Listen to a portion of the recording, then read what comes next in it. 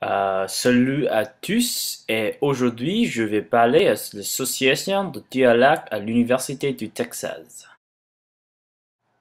Parce qu'on est un sport universitaire, on participe dans deux types de compétitions et sont gouvernés par deux associations, euh, FITA, la Fédération de tir à l'arc, et USIAC, the United States Intercollegiate Archery Championship. On participe dans deux types de compétitions. La première, c'est tir à l'extérieur, où on tire une série de flèches de 36 flèches à 4 distances, 30 mètres, 50 mètres, 70 mètres et 90 mètres.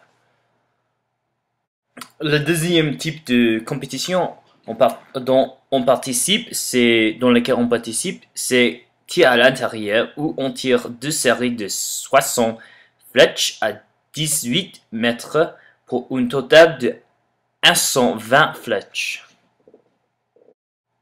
Et maintenant, je vais parler un petit peu à propos de les parties rondes sur un arc. Euh, ce que vous voyez ici, c'est mon arc. L'après intérieur, c'est l'arc.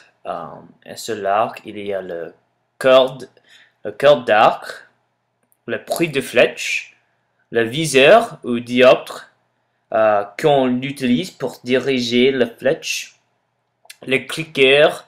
Il n'y a pas un mot en français pour le clicker, juste ça s'appelle le clicker.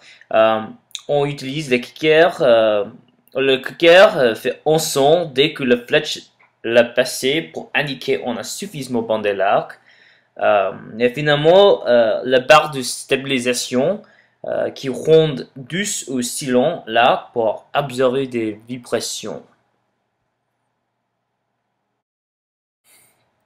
Mais alors, le but en tir à l'arc, c'est d'être précis et d'avoir une bonne exactitude. Donc maintenant, je vais vous montrer des exemples de bonne exactitude et bonne précision. Le premier photo, c'est un exemple de bonne exactitude et bonne précision. La deuxième photo, vous voyez, c'est un exemple de bonne précision, mais alors un petit peu mauvaise exactitude. La troisième photo ici, c'est l'opposé, c'est une bonne exactitude, mais alors un petit peu mauvaise précision. Et finalement, je vais vous montrer un exemple de la mauvaise précision et la mauvaise exactitude ici. Décrocher une flèche, le KSL Shot Cycle.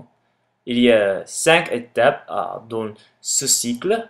Le premier, c'est bander l'arc. Deuxième, venir au point d'encre. Le troisième, transférer l'énergie au dos.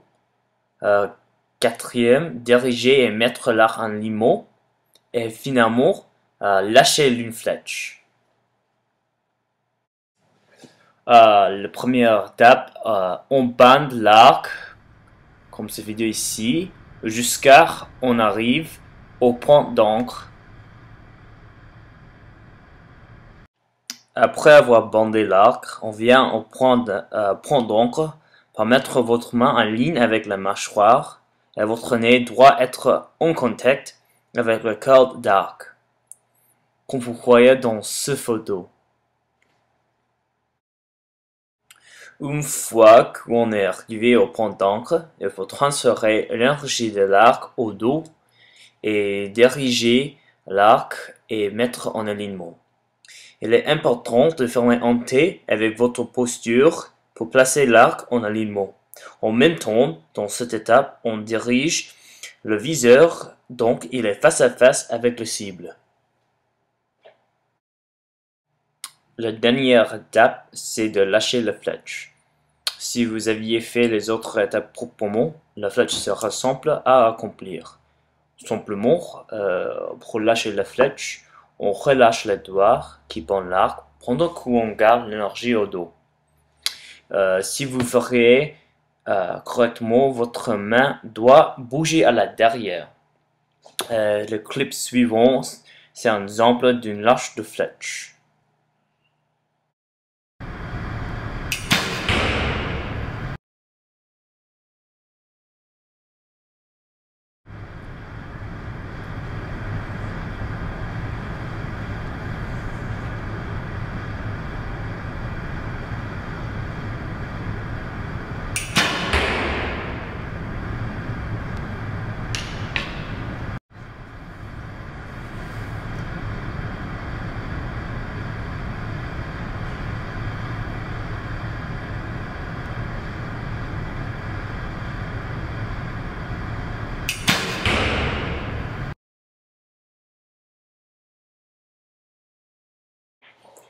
Le tir à l'arc m'intéressait juste pour quelques mois. Un jour, durant l'été, j'étais ennuyé et je trouvais l'ancien art de mon père. Et depuis ce moment, je me prépare de jouer au tir à l'arc.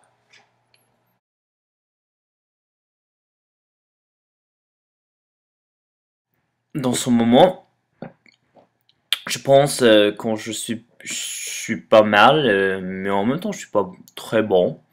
Euh, je fais des progrès tous les jours. J'ai juste participé dans une compétition ici à l'université du Texas, juste le week-end dernier. Euh, et j'ai placé 5e place. C'est pas mal.